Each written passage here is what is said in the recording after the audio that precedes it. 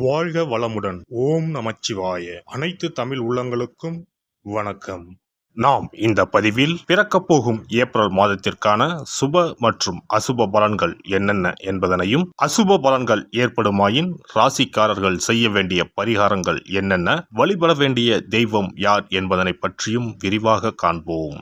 உங்கள் வாழ்வில் வளமும் நலமும் செல்வ செழிப்பும் பெற்று வாழ்வில் உயரிய நிலையை அடைய எல்லாம் வல்ல இறைவனை வேண்டி விரும்பி கேட்டுக்கொள்கிறேன். நிகழும் ஸ்ரீ மங்களகரமான சோபகிருது ஆண்டு பங்குனி மாதம் 19ஆம் தேதி திங்கட்கிழமை அன்று சப்தமி திதியில் மூலம் நட்சத்திரத்தில் வரியான் நாமயோகத்தில் அமிர்தயூகம் கூடிய நன்னாளில் இந்த மகத்தான ஏப்ரல் மாதம் பிறக்கிறது.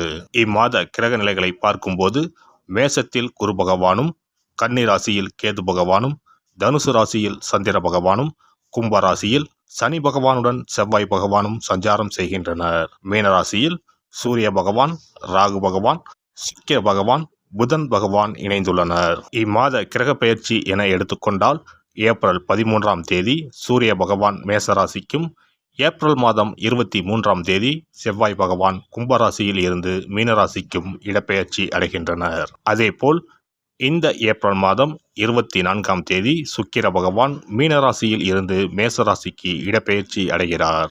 மீனராசி அன்பர்களே, இந்த மாதம் பொருளாதார வசதி திருப்தி தருவதாக இருக்கும். எதிரிகள் பணிந்து போவார்கள். ஆடை ஆபரணங்கள் சேரும் வாய்ப்பு உண்டாகும். சிலருக்கு புதிய வாகனம் வாங்கும் யோகம் உண்டு. வசதி வாய்ப்புகளுக்கு குறைவு இருக்காது. ஆனால் உடல் ஆரோக்கியத்தில் மட்டும் கவனம் தேவை. மாத பிற்பகுதியில் உங்களுக்கு ஏற்பட்டிருந்த அவப்பெயர் விலகும். குடும்பத்தில் மனைவி மற்றும் மகளின் ஆலோசனையை கேட்டு செயல்படுவது நல்லது.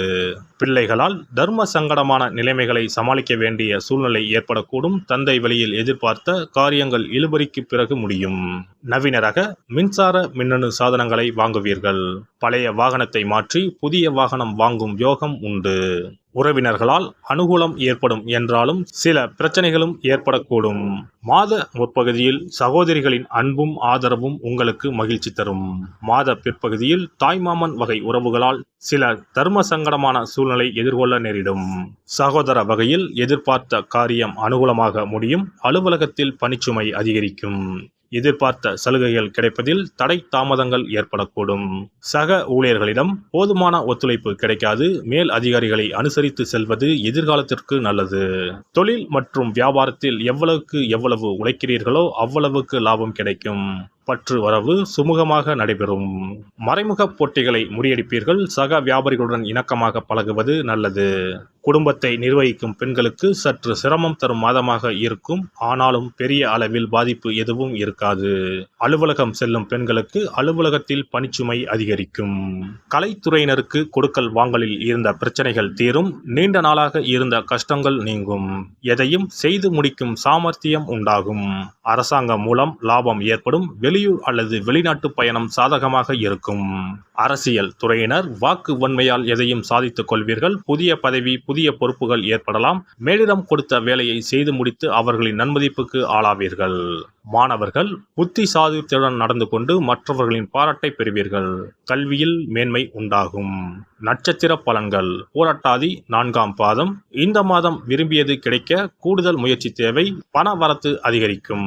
பயணம் மூலம் லாபம் கிடைக்க பெறுவீர்கள். புதிய நபர்கள் நட்பு உண்டாகும். வாகனம் மூலம் லாபம் வரும். அரசாங்கம் தொடர்பான காரியங்களில் சாதகமான பலன் கிடைக்கும். உத்திரட்டாதி நட்சத்திரம். இந்த மாதம் பல விதத்திலும் புகழ் கூடும். மற்றவர்கள் பிரச்சனைகளில் வாதாடி வெற்றி பெறுவீர்கள். தொழில் வியாபாரத்தில் இருந்த போட்டிகள் விலகும். பழைய பாக்கிகள் வசூலாகும். வியாபாரம் விரிவாக்க செய்ய தேவையான பண உதவி கிடைக்க பெறுவீர்கள். உத்தியோகத்தில் இருப்பவர்களுக்கு நிலுவையில் இருந்த பணம் வந்து சேரும். மேல் அதிகாரிகளால் உதவிகள் கிடைக்கும். சக ஊழியர்கள் மத்தியில் இருந்து வந்த எதிர்ப்புகள் நீங்கும். ரேவதி நட்சத்திரம். இந்த மாதம் குடும்பத்தில் மகிழ்ச்சி நிலவும். உறவினர்கள் வருகை இருக்கும். திருமணம் போன்ற சுபகாரியம் நடக்கும். நிலம், வீடு மூலம் லாபம் கிடைக்கும். கணவன் மனைவிக்கு இடையே நெருக்கம் அதிகரிக்கும். சுவையான உணவுகள் கிடைக்கும். மனோபலம் கூடும். வியாழக்கிழமையில் முல்லை மலர் சாற்றி தட்சிணாமூர்த்தியை வழிபடுவது கடன் பிரச்சனையை தீர்க்கும். செல்வம் சேரும். சிறப்பு பரிகாரம். கடன் சீக்கிரம் அடைபட செவ்வாய்க்கிழமை இந்த எளிய பரிகாரம் செய்யுங்கள். முருகப்பெருமான், உடனே ஓடி வந்து உதவுவார். செவ்வாய்க்கிழமை அன்று சில எளிய பரிகாரங்களை செய்வதால் விரைவில் கடனை அடைத்து விடலாம் என நம்பப்பட்டு வருகிறது. செவ்வாய்க்கிழமையின் சிறப்புகள் பற்றி காண்போம். எவ்வளவு சம்பாதித்தாலும் வரவும் செலவும் சிலருக்கு சரியாக இருக்கும். சேமிப்பு என்பது உப்புக்கும் இருக்காது. ஆனால் சிலருக்கு வரவை மீறியும் அதிக செலவுகள் ஏற்பட்டு கடன் போன்ற பிரச்சனைகள் வந்துவிடும். இதனால் நிம்மதியாக வாழ முடியாமல் திணறுவர். இந்த மாதிரியான பிரச்சனைகளுக்கு தீர்வுகளை முருகப்பெருமான் அருள்வார். அவருடைய வழிபாட்டிற்கு ஏற்ற தினம் செவ்வாய்க்கிழமை. செவ்வாய்க்கிழமை அன்றைய நாளில் கடன் பிரச்சனைகள், பணி தொடர்பான பிரச்சனைகளை நினைத்து முருகனை வழிபடலாம். செவ்வாய்க்கிழமை அன்று நல்ல செயல்களை தொடங்க ஏற்ற நாள் இல்லை என்பது பாரம்பரியமாக நம்பப்பட்டு வருகிறது. ஆனால் செவ்வாய்க்கிழமை ராகு காலத்தில் செய்யப்படும் வழிபாடு பூஜைகளுக்கு ஆற்றல் அதிகம் என்பது ஐதீகம். செவ்வாய்க்கிழமை அன்று வரும் ராகு காலத்தில் அம்மன் துர்க்கைக்கு எலுமிச்சை தீபம் ஏற்றி வழிபாடு செய்தால் திருமண தடை விலகும். எப்பேற்பட்ட பிரச்சனையாக இருந்தாலும் உடனடியாக தீரும் என்பது ஐதீகம். அதே போலவே துர்க்கை அம்மனுக்கு ராகு காலத்தில் எலுமிச்சை மாலை போட்டு வழிபாடு செய்தால் நல்ல வேலை கிடைக்கும், நம்முடைய கடன் பிரச்சனைகள் தீரும் என ஆன்மீக பெரியோர் கூறுகின்றனர். செவ்வாய்க்கிழமை அன்று செய்ய வேண்டிய பரிகாரங்கள். எவ்வளவு அடைத்தாலும் தீராத கடன் சுமை இருப்போர் செவ்வாய்க்கிழமை அன்று வீட்டில் ஒரு எளிய பரிகாரத்தை செய்தால் அவர்களுடைய மொத்த கடனம் அடைவதற்கான வழிகள் கிடைக்கும். செவ்வாய்க்கிழமையில் வருகின்ற செவ்வாய் ஹோரையில் இந்த வழிபாட்டை செய்ய வேண்டும். அந்த ஒரே நாளில் 3 வகையான பரிகாரங்களையும் செய்தால் மட்டுமே முழு பலனையும் பெறலாம். முதல் செவ்வாய் ஹோரை. செவ்வாய்க்கிழமை அன்று காலை 6 மணி முதல் 7 மணி வரையிலும் செவ்வாய் ஹோரை இருக்கிறது. அப்போது பாசிப்பயிறு அல்லது பச்சை பயிறு ஆகியவற்றில் ஏதேனும் ஒன்று வெல்லம் போட்டு பாயாசம் செய்து பூஜை அறையில் சுவாமிக்கு படைக்க வேண்டும்.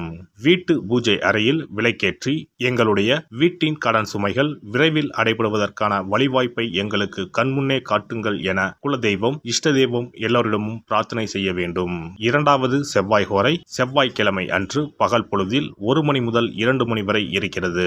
அப்போது பச்சரிசியை சுத்தம் செய்து அதனுடன் பச்சை பயிறு, வெல்லம் ஆகியவற்றை கலந்து வீட்டு பூஜை அறையில் வீட்டிற்கும் சுவாமி படத்தின் முன்பு வைக்க வேண்டும். பின்னர் நாங்கள் கோமாதாவிற்கு செய்யும் இந்த தானத்தை ஏற்று எங்களுடைய கடன் சுமை குறைந்து நிம்மதியான வாழ்க்கை கிடைக்க 30 முக்கோடி தேவர்களும் அருள் புரிய வேண்டிக் கொள்கிறோம் என மனதினுள் பிரார்த்தனை செய்ய வேண்டும். உங்களுடைய வீட்டில் யாரின் பெயரில் அதிகமான கடனை வாங்கி இருக்கிறீர்களோ அவர்களின் கையால் பாசிப்பயறு வெல்லம் கலந்த பச்சரிசியை கோமாதாவிற்கு தானமாக கொடுங்கள். பசுமாட்டிற்கு இந்த தானத்தை செய்த பிறகுதான் அன்றைய தினம் பகலில் உணவு சாப்பிட வேண்டும். ஒருவேளை நீங்கள் பணிக்கு செல்பவராக இருந்தால் காலையில் இதையெல்லாம் தயார் செய்து கையில் எடுத்துக்கொண்டு சென்று விடுங்கள். உங்கள் மனதிற்குள் எல்லாவற்றையும் பிரார்த்தனை செய்துவிட்டு பணியிடத்திற்கு அருகில் உள்ள பசுமாட்டிற்கு வழங்கலாம். மூன்றாவது செவ்வாய் ஹோரை. 3ஆம் செவ்வாய் ஹோரை செவ்வாய்க்கிழமை அன்று மாலை 6 மணிக்கு மேல் வரும். அப்போது உங்கள் வீட்டு பூஜை அறையில் ஒரு நெய் தீபத்தை ஏற்றுங்கள். நீங்கள் வழக்கமாக ஏற்றும் தீபத்தினை தவிரவும் மற்றொரு அகல் விளக்கில் நெய் தீபம் கட்டாயம் ஏற்ற வேண்டும். இது முருகனுக்காக ஏற்றும் தீபமாகும். இந்த தீபத்திற்கு முன்பாக நின்று கடன் அடைபடும் வழியை காட்டு அப்பனே முருகா, கடனே இல்லாமல் வாழும் வாழ்வை தந்தருள் இறைவா என முருகப்பெருமானிடம் மனமுருகி வேண்டிக் கொள்ளுங்கள். இந்த பரிகாரங்களை நம்பிக்கையுடன் செய்தால் மட்டுமே நிச்சயம் உங்களுடைய கடன் விரைவில் அடைபடும். எல்லாம் வல்ல இறையருளால் நீங்களும் உங்கள் அன்பு குடும்பமும் உடல் நலம், நீலாயுள், நிறை செல்வம், உயர் புகழ், மெய்ஞானம் ஓங்கி வாழ்க வளமுடன். இந்த வீடியோ பதிவு உங்களுக்கு பிடித்திருந்தால் லைக் பண்ணுங்க, கமெண்ட் பண்ணுங்க, ஷேர் பண்ணுங்க, மறக்காம சப்ஸ்கிரைப் பண்ணுங்க, பக்கத்துல இருக்கிற பெல் பட்டனை கிளிக் பண்ணுங்க. நன்றி, வணக்கம். ஓம் நமச்சிவாய. சிவாய நம.